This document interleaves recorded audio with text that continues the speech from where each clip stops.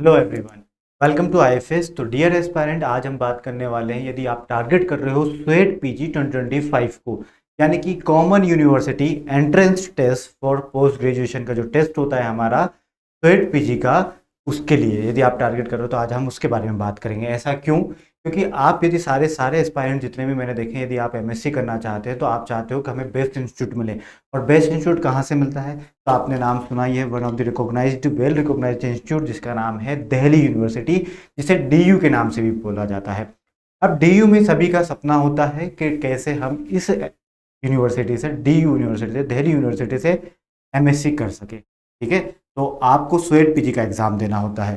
ठीक है, तो यदि आप चाहते हो एमएससी करना डीयू से, तो उसके बारे में मैं आपको आज कुछ बताने वाला हूँ। ठीक है, तो लास्ट तक बने रहना। और ये भी बताता हूँ कि डीयू का मिनिमम एलिजिबिलिटी क्राइटेरिया क्या है, आपको क्या एलिजिबिलिटी की रिक्वायरमेंट होगी, वो फिर कौन कौन से साइंस प्रोग्राम हैं जो ऑफर करते हैं। ठीक है, डीयू के द्वारा ऑफर किए जाते हैं कौन कौन से साइंस प्रोग्राम, तो यानी कि प्रोग्राम ऑफर्ड बाय डीयू। ठीक है, वो हम बात करेंगे। Number of seats for MSc botany के बारे में, number of seats for MSc zoology के बारे में, और how to take admission in DU, DU में कैसे एडमिशन लिया जा सकता है। चलिए तो एक एक करके हम बात करते हैं। ये वाला पॉइंट जो है, how to take admission in DU, इसके बारे में मैं लास्ट में पॉइंट को रखा है ताकि हम इन डिटेल आपसे बात कर सकें। ठीक है, चलिए स्टार्ट करते हैं।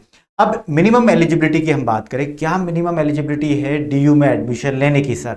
तो मिनिमम एलिजिबिलिटी की बात करें यदि हम, तो आपको अपने जो बैचलर डिग्री है, ठीक है, जो आप जिसमें भी कर रहे हो अभी बैचलर डिग्री, उस बैचलर डिग्री में आपके 50% मार्क्स आना चाहिए। यदि आप अनरिजर्व कैटेगरी यानी कि जनरल कैटेगरी से या फिर ओबीसी कैटेगरी से, ठीक है, ओबीसी एनसीआर का मतलब non creamy layer, OBC category से या फिर ईडब्ल्यूएस कैटेगरी से बिलोंग करते हैं, तो मिनिमम एलिजिबिलिटी मार्क्स आपके कितने आना चाहिए? तो देखो, सबसे पहले आता है कि सर कितने पासिंग मार्क्स चाहिए जिससे हमें डीयू में एडमिशन मिल सकता है? तो 50% फॉर ओबीसी, और ठीक है, एनसीएल, ओबीसी एनसीएल मतलब नॉन क्रीमी लेयर।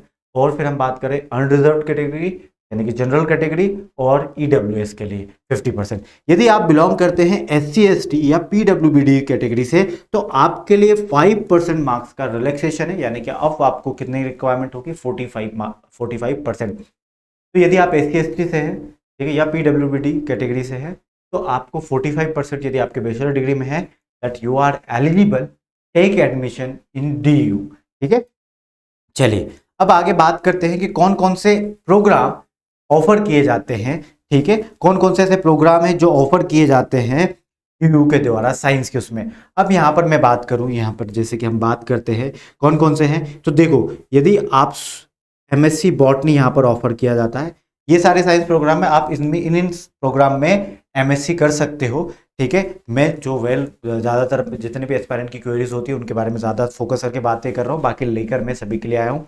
यदि आप एमएससी बॉटनी से करना चाहते हैं या केमिस्ट्री से करना चाहते हैं तो आपके लिए है, या फिर एमएससी आप इन्वायरमेंटल स्टडीज़ में करना चाहते हैं या जियोलॉजी में करना चाहते हैं, जूलॉजी भी है, याद रखना ये वो जियोलॉजी है, और ये जूलॉजी से यदि आप एमएससी करना चाहते हैं तो भी ये ऑफर, और यदि आप MSc human development and child study से करना चाहते हैं तो ये भी ऑफर किए जाते हैं। तो आप एमएससी बॉटनी में करना चाहते हैं या जूलॉजी में करना चाहते हैं तो आप डीयू में एडमिशन ले सकते हैं। ठीक है, अब देखो यहाँ पर, अब बात ये आती है कि सर एमएससी बॉटनी की कितनी टोटल नंबर ऑफ सीट्स होती है, और एमएससी जूलॉजी की वो हम बात कर लेते हैं। यदि आप स्वेट पीजी, क्योंकि डीयू में एडमिशन लेना है तो स्वेट पीजी तो टारगेट करना पड़ेगा, क्योंकि डीयू में ऐसे ही नहीं एडमिशन मिल जाता, स्वेट पीजी के थ्रू एडमिशन मिलता है। ठीक है, तो चलिए अब मैं आपको थोड़ा सा बता देता हूँ। ठीक है, यहाँ पर कैटेगरी और बहुत सारे एस्पिरेंट क्या आता है कि सर यहाँ पर ये क्या होता है, 1A कैटेगरी 2A कैटेगरी का मतलब क्या होता है? तो देखो, यहाँ पर डीयू क्या करता है, डीयू नॉर्मल, आपने किसी और यूनिवर्सिटी से या किसी और उससे बीएससी की हो तो आप एडमिशन डीयू में ले सकते हैं। एक वो बच्चे होते हैं, दूसरे बच्चे वो होते हैं जो एडमिशन लेना चाहते हैं डीयू में अगेन, मतलब जो दोबारा, जिन्होंने बैचलर डिग्री भी दिल्ली यूनिवर्सिटी से की है और मास्टर डिग्री भी वो दिल्ली यूनिवर्सिटी से करना चाहते हैं, तो उनके लिए रिजर्व कोटा होता है एक तरीके का, जैसे कि है ना, ये ऐसे एस्पायरेंट 2A कैटेगरी किसके लिए है? ऐसे एस्पायरेंट जिन्होंने बीएससी ऑनर्स कर रखी हो बॉटनी से दिल्ली यूनिवर्सिटी से, वो एलिजिबल है सेकंड कैटेगरी के लिए। ठीक है। तो ऐसे कैटेगरी 1, और यदि कैटेगरी 1 में हो आप पहले कभी डीयू में नहीं पढ़े हो और आप पढ़ना चाहते फॉर द फर्स्ट टाइम, तो कैटेगरी 1 आपके लिए, नंबर ऑफ सीट्स आपके लिए है। तो देखो, यदि आपने बैचलर डिग्री बॉटनी में कर रखो, यदि आप एमएससी बॉटनी से करना चाहते हैं दिल्ली यूनिवर्सिटी से, तो आपकी बैचलर डिग्री में क्या एलिजिबिलिटी है, तो पहले कितने मार्क्स होना चाहिए सर, तो आप जनरल कैटेगरी से या ईडब्ल्यूएस से या ओबीसी से है तो 50%, या फिर आप एससी एसटी या पीडब्ल्यूडी से कैटेगरी से हैं तो आपको 45% लाने होंगे। पहली चीज एलिजिबिलिटी हो गया। सेकंड, आपकी बैचलर डिग्री या तो बॉटनी में हुई हो, या फिर बायोलॉजिकल साइंसेज में हुई हो, या फिर बायोकेमिस्ट्री में भी हुई हो, तब भी आप एमएससी बॉटनी के साथ कर सकते हैं, या फिर बायोटेक्नोलॉजी में आपकी बैचलर डिग्री हो तब भी आप एमएससी बॉटनी के साथ कर सकते हैं, एनवायरमेंटल साइंसेज में हो तब भी आप कर सकते हैं, माइक्रोबायोलॉजी से आपकी बैचलर डिग्री हुई तब भी आप कर सकते हो, यदि आपकी जेनेटिक्स में बैचलर डिग्री हुई तब भी आप कर सकते हो, अप्लाइड लाइफ साइंसेज में हुई है तब भी कर सकते हो, बायो साइंस में हुई है आप अप्लाई कर सकते हो एमएससी बॉटनी के लिए, बायोफिजिक्स में हुई तब भी, ठीक है।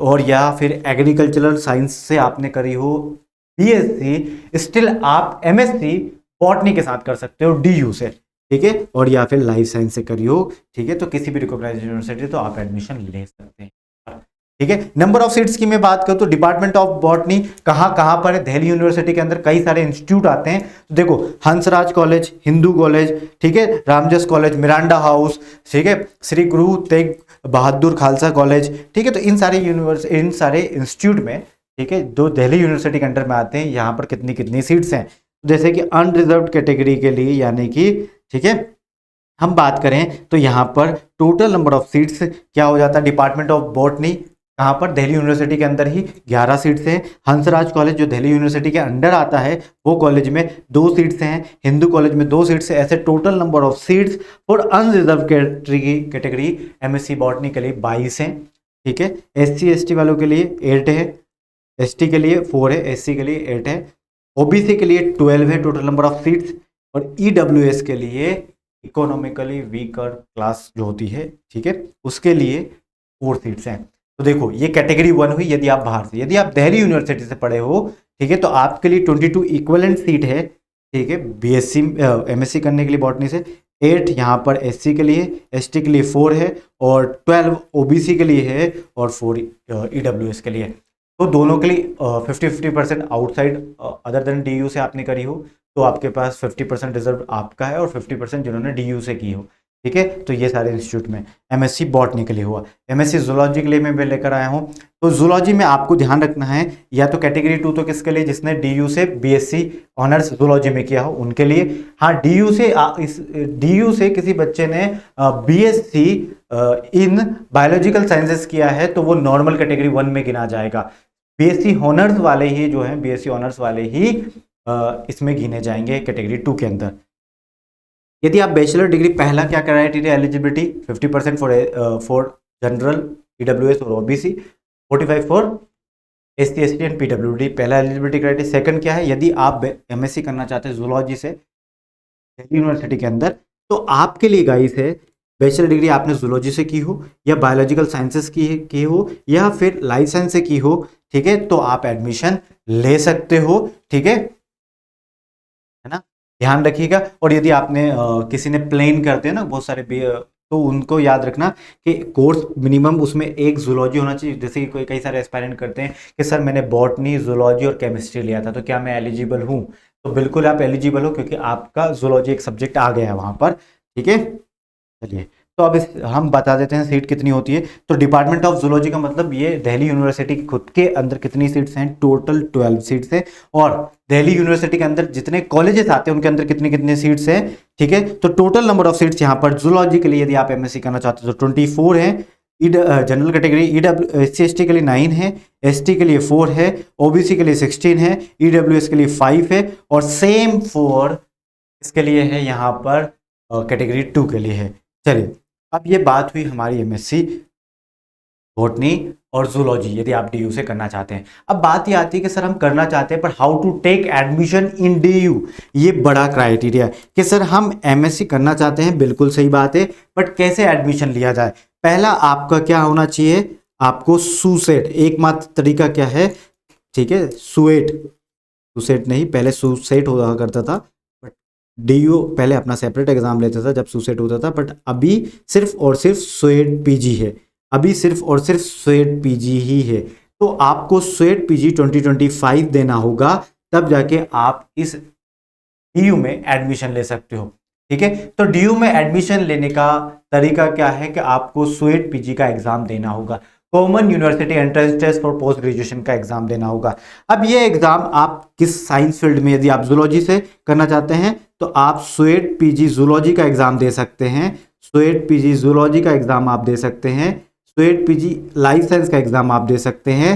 ठीक है, स्वेट पीजी लाइफ साइंस का, इन दोनों का पेपर अलग अलग होता है। और यदि आप बॉटनी से करना चाहते हैं तो स्वेट पीजी आप बॉटनी के लिए दे सकते हैं। और यदि अब यहाँ पर डीयू में तो यहाँ पर माइक्रोबायोलॉजी के लिए नहीं है, पर ठीक है, माइक्रोबायोलॉजी से करना चाहते हैं तो माइक्रोबायोलॉजी का भी एग्जाम दे सकते हैं। अब बात ये आती है कि सर, है ना, अब हम इसमें एडमिशन लेना चाहते हैं, हमें स्वेट का एग्जाम क्वालिफाई करना होगा, तो हमें बता दीजिए कि स्वेट का रिकॉर्डेड कोर्स, यदि स्वेट की तरफ से कोई कोचिंग इंस्टीट्यूट, तो आईएफएस खुद ही कोचिंग इंस्टीट्यूट आपको ऑफर भी करता है, आप हमसे रिकॉर्डेड कोर्स ले सकते हैं। और अभी तो 50% ऑफ भी चल रहा है। स्वेट का वन ऑफ द मोस्ट, ठीक है, one of the most antique designed by expert faculties, मैं आपको बोल रहा हूं, इससे बेस्ट कोर्स आपको ऑल ओवर इंडिया नहीं मिलेगा। स्वेट पीजी का common university entrance test for post graduation, और याद रखिए हर एक जूलॉजी के लिए अलग है, लाइफ साइंस के लिए अलग है, बॉटनी के लिए अलग है, ताकि आप स्पेसिफिक रहें,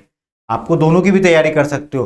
तो स्पेसिफिक का मतलब जो सिलेबस है, एज पर लेटेस्ट सिलेबस हम लोगों ने आपके लिए कोर्स डिजाइन किया, रिकॉर्डेड कोर्स डिजाइन किया है, आपको आईएफएस की वेबसाइट पर मिल जाएगा। ध्यान रखना, डीयू में एडमिशन लेने का सबसे बेस्ट तरीका है स्वेट पीजी का एग्जाम देना होगा। और स्वेट पीजी का एग्जाम को कैसे क्वालिफाई करना है, इसके लिए 8 मंथ स्ट्रेटेजी मैंने बना चुका हूं, इसी चैनल पर मिल जाएगा। और आप चाहते हो कि सर हमें कोई इंस्टीट्यूट बता दिए, हमें पीवाईक्यू लगाना है, सब कुछ अवेलेबल है सिर्फ और सिर्फ आईएफएस के इस ऐप पर।